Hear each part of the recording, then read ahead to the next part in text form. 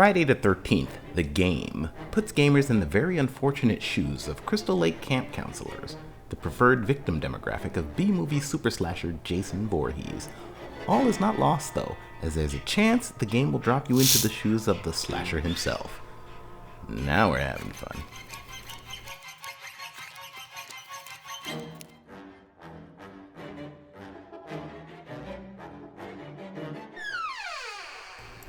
Greetings all, my name is Kontrol. I'm a veteran gamer with a knack for drawing.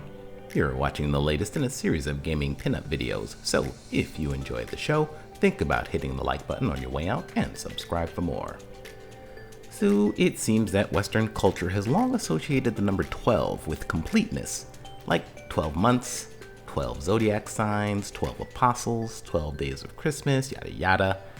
Thus, the following number, 13, is obviously pure evil. You can't argue with the science. Friday is known to be the day of Jesus Christ's crucifixion, and allegedly Friday is the day Eve gave Adam the forbidden apple. She should have at least got credit for sharing. Apparently these barely related factoids are behind the superstition that the 13th day of any month is bad luck if it happens to fall on a Friday.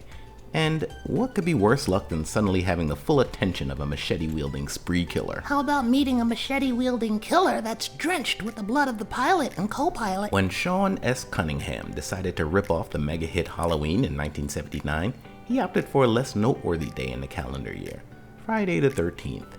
He then put out an advertisement in International Variety magazine touting his upcoming slasher flick as, quote, the most terrifying film ever made, which was surely true for Cunningham himself since he hadn't even finished the script yet.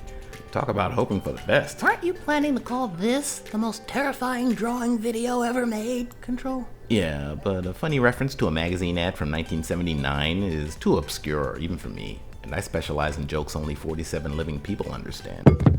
Oh, 46. Uncle Percy just keeled over. Or you could just make the video scary for real. Show footage of how you drive with both hands on a slice of pizza.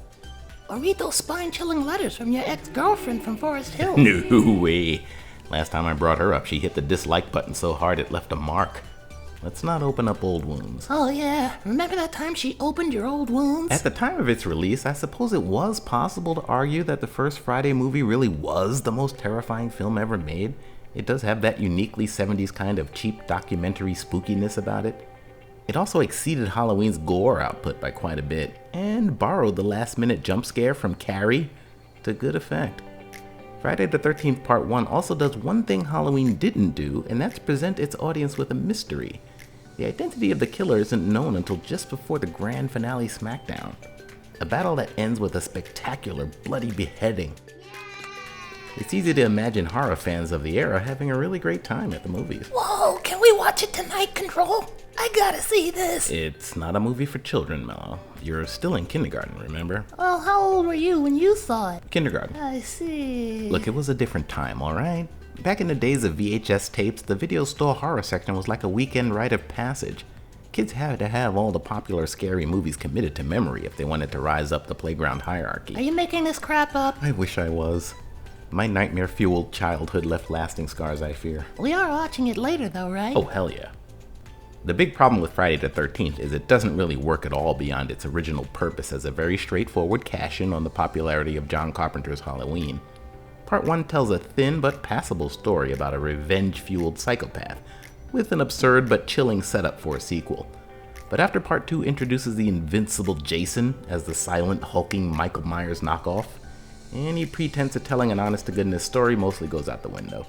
The Friday the 13th movie series is essentially a recurring Saturday Night Live routine where only minor details change from show to show. For me, Friday movies are in the same category of stuff like Saw, or Jaws, The Exorcist, and yes, The Great Halloween. Horror flick series where the very first entry is the only one I would sit through current year. Willingly, anyway. I think even Jason fans will acknowledge his movies are make-it-up-as-we-go cinematic finger painting. With actual severed fingers. The bright side is, Friday the 13th's super sparse premise makes it an ideal candidate for a licensed multiplayer murder simulator. Or victim simulator, if that's your pleasure. Yeah! Take it away, Wikipedia. Friday the 13th, the game. is a survival horror video game developed by Ilphonic and published by Gun Media. It is based on the film franchise of the same name and released in May 26, 2017. An asymmetrical multiplayer game, it pits up to 7 players controlling Camp Crystal Lake counselors against 1 player controlling Jason Voorhees, AKA the one having a good time. Silence! Due to licensing issues with series co-creator Victor Miller, the game's servers were shut down in November 2020. However, the game is still available to play online through peer-to-peer matchmaking. Of course, if you're not a fan of precarious peer-to-peer gaming, maybe you can track down 1989's Friday the 13th for the old Nintendo Entertainment System.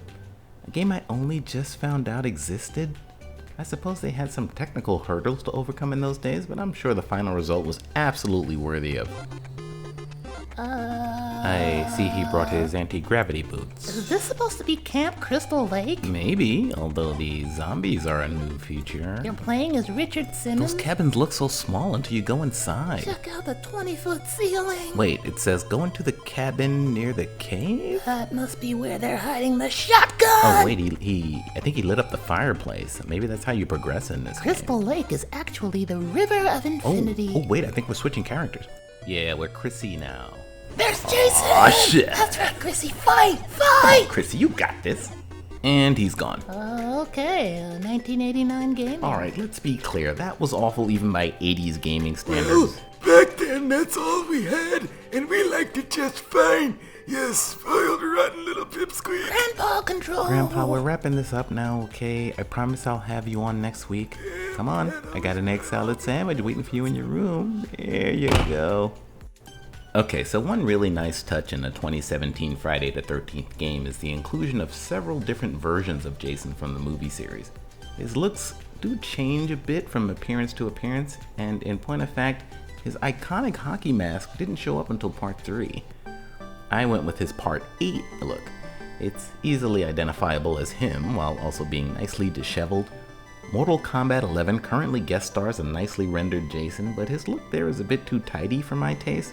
It's deliberately unclear exactly who is on the receiving end of Jason's attack in this pinup, but it looks like fingerprints and possibly a retina scan might help out the coroner. Yeah, this is kind of messed up, but so is Friday the 13th. Look for puppies and rainbows when I decide to draw Animal Crossing. Oh, well, when are you drawing Animal Crossing? I'm not. Thank you so much for making it to the end. Hopefully you'll give the like button a jab before getting on with your day. Subscribe for similar but less brutal videos, and comment below if you have something to say about Friday the 13th. It's entirely possible everything I said in this video needs a proper debunking.